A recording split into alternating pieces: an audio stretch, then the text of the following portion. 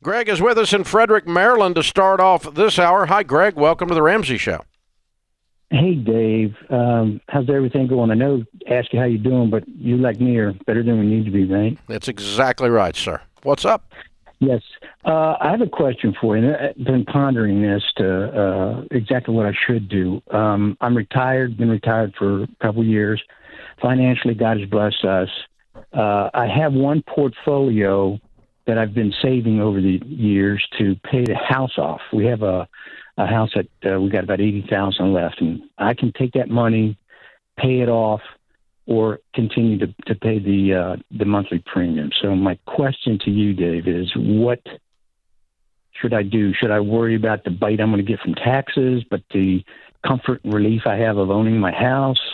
I'm 71, so I'm on the end of the investment spectrum. Yeah. So how much? What's your total nest egg? Well, counting the house. Everything. No, your total nest egg in your retirement accounts or in your stock portfolios or whatever. About 800, give or take, depending on the market. Okay. So you know enough you knew enough about me to be able to know how I was going to answer the question, how are you doing? So you already know I'm going to answer this. Okay. Don't you? I think I do, but I'm not positive. That's okay. What I'm calling. That's okay. Okay. If you had $80,000 to your name, I would question whether you pay off your house or not, because I don't want you to be broke with a paid-off house. Okay. Yeah. Well, but you got $800,000 and you use $80,000 to pay off the house. I think you're still going to be okay. So I paid off my house about 2 years ago. Right. Right. Actually, we've had a financial advisor most of our lives, actually getting ready to go talk to one of your recommendations here next week. Okay. Talking about switching. Okay. Cool. Switching. Why? Why are you switching? Well, because I've been listening to you, and you raised a good point. And I always knew it, but never really followed through with it as far as it's my money. They should be teaching me. And the guy that we have, we've been making good money with him for years, but looking back on it, it's like, well, I've made recommendations. Why aren't you taking them, or at least telling me what's going on? So I'm point being is I'm not. Okay, so he's a bit arrogant and a bit controlling, and you want to be away from that. Is that what you're saying? I would say to some extent, yeah, that's probably true. What I mean? A lot of people in that business are, so that's not that unusual. It's kind of one of the ways that those of us that come out of that business are taught. We're taught to drop the glasses down on the end of our nose and talk down to you. Right, and you're the one that's a millionaire. Well, I'm upset because I didn't find out about you 20 years ago, but be that as it may. I got you now, and I just need your input. I'd take a big hit on taxes. Because you're not going to take a big hit on taxes. You're going to take a little hit on taxes. Pay off your house today. Thanks for your call, man. I appreciate you listening. We're honored to have you.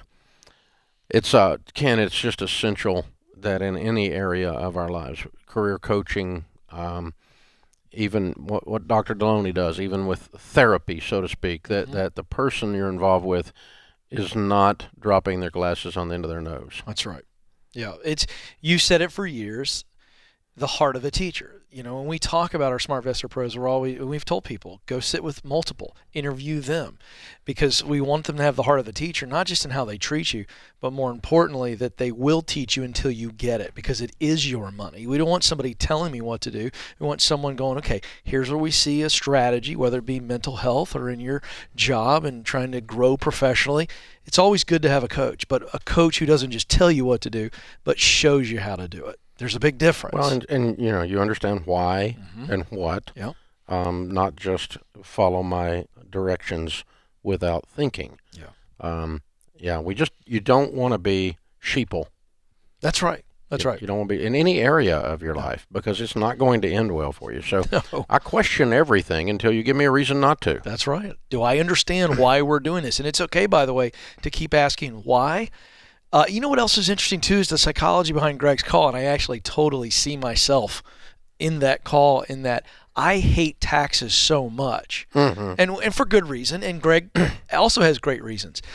But in that case, it's like the taxes, you got to pay them, and so don't miss out on the bigger play, the bigger wealth building, the bigger benefit of paying the house off, because we hate that tax burden. We hate that, oh, I got to pay that. I get that. I certainly see that. Yeah, well, and here's the thing. At 70 and a half, you have to begin pulling money out systematically. That's right. Anyway. That's right. Your required minimum distributions. And so you don't have a choice. It was not enough to pay off the house, but you're going to have some taxes anyway. Yeah, you got to deal with it. That's if you've got everything in traditional, or whatever you've got in traditional is going to have to begin to systematically be moved out. And so, yeah, but I agree. I've found myself doing things for tax reasons only if I'm not careful, and they're not good economic reasons, but they're good tax reasons. That's right. And boy, that just comes from this whole thing of hating taxes and hating how stupidly the government handles our money. That's and right. so on.